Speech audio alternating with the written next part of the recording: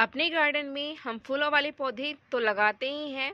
अगर हम फूलों वाले पौधों के साथ कुछ वेजिटेबल्स और कुछ फ्रूटिंग प्लांट्स भी ग्रो कर लेते हैं, चाहे हम अपने टेरेस पे ही गार्डनिंग कर रहे हो और जब हम अपने टेरेस पर टहलने आए तो कुछ तोड़ करके खाएं। आई मीन फ्रूटिंग प्लांट हो तो फ्रूट तोड़ के खाएं। और हमने कुछ सलाद लगा रखा है या वेजिटेबल्स लगा रखी हैं, बहुत सी ऐसी होती हैं जिन्हें हम कच्चा खा सकते हैं, तो बहुत अच्छा लगता है।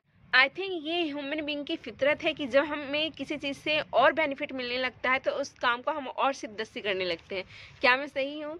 तो आज इस वीडियो में मैं आपको चने ग्रो करके दिखाऊंगी। सिर्फ 2 से 3 दिन में आपके चने उग जाएंगे और इसके आप 20 से 25 दिन में हार्वेस्टिंग कर सकते हैं। तो चलिए स्टार्ट करते हैं।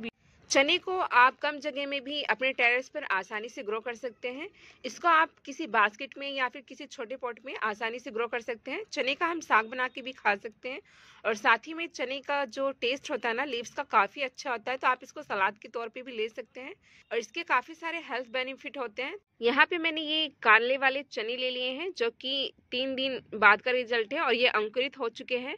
तो आप अपने किचन से काले वाले चने ले लें और उनको 1 दिन या कुछ घंटे पानी में भिगो के रख सकते हैं। उसके बाद उन चनों को निकाल दें और किसी कपड़े में रख दें लपेट करके चने को, या फिर ये जो चने हैं ना, इनको किसी बर्तन में रख दें और पानी की हल्की हल्की छींटे मारते रहेंगे तो ये इस तरीके से अंकुरित होने लगते हैं 1 दिन के बाद ही। और ये हमारे देखिए 3 दिन हो गया। 3 दिन इसलिए हुआ है क्योंकि मुझे टाइम नहीं मिला वीडियो बनाने का, तो आज मैं बना रही हूँ। अगर आप अंकुरित करके चने को ग्रो करेंगे तो 2 ही दिन में आपको देखिए चने की हरी लीव्स नजर आने लगती हैं।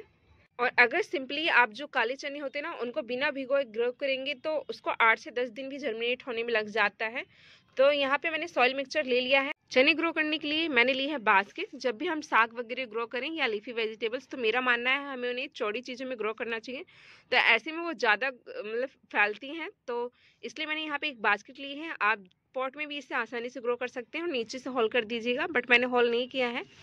और तो मैं इसमें ऐसे ही ग्रो करने जा रही हूँ। अब मैं आपको दिखाने वाली हूँ कि आपको सॉइल मिक्सचर कैसा लेना है।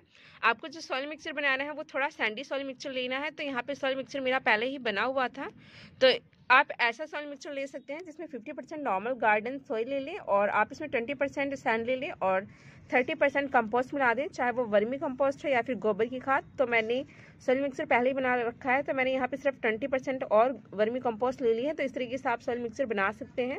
और इस बास्केट वगैरह को तो आप हैंग भी कर सकते हैं। अगर आप इसको लाइट वेटेड बनाएंगे, यानी कि बास्केट अगर आप हल्की तैयार करेंगे, तो आप इसको, जगह कम है टेरेस वगैरह पे, तो हैंग करके भी जो चने की भाजी है उसको ग्रो कर सकते हैं। और हम इन बास्केट को कम सॉइल में भी भर सकते हैं।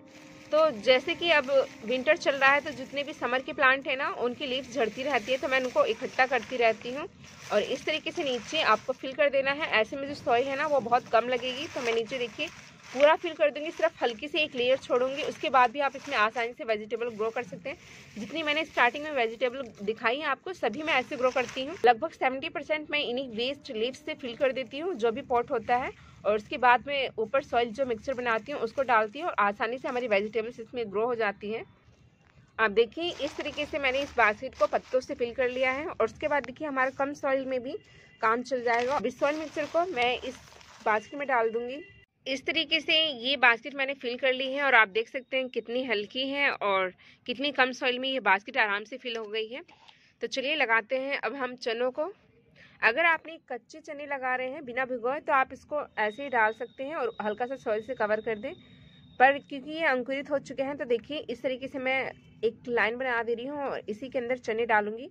जो अंकुरित वाला भाग है उसको ऊपर रखना है जहाँ से अंकुरित होते हैं। तो इस तरीके से आप चने लगा सकते हैं। तो इस तरीके से मैंने देखिए कुछ लाइन बना दी है और इसी के अंदर मैं चने को अब डालने वाली हूँ। तो ये जो अंकुरित वाला चना है ना, इसका जो ये ऊपर वाला भाग है ये आपको ऊपर रखना है। देखिए इस तरीके से आप रख देंगे और अंकुरित वाले भाग को आपको कवर नहीं करना है, जस्ट ऐसे चने को ढक दें। तो आप देखेंगे कि 2 ही 3 दिन में आपको जो हरा वाला भाग होता है वो आपको दिखाई देने लगेगा, यानी कि हरी हरी पत्तियां इसमें दिखाई देने लगेंगी। तो इस तरीके से चलिए मैं सभी को लगा देती हूँ। तो इस तरीके से देखिए मैंने चने को लगा दिया है। जो अंकुरित वाला भाग है वाइट वाइट, वो आपको ऊपर दिखाई दे रहा है।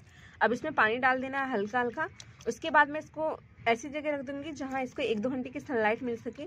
तो आप देखेंगे कि 2 से 3 दिन में इसमें हरी हरी पत्तियां आपको नजर आने लग जाएंगी। ये 5 दिन बाद का रिजल्ट है, जो इस तरीके से इतनी बड़ी हो चुकी है 5 दिन में।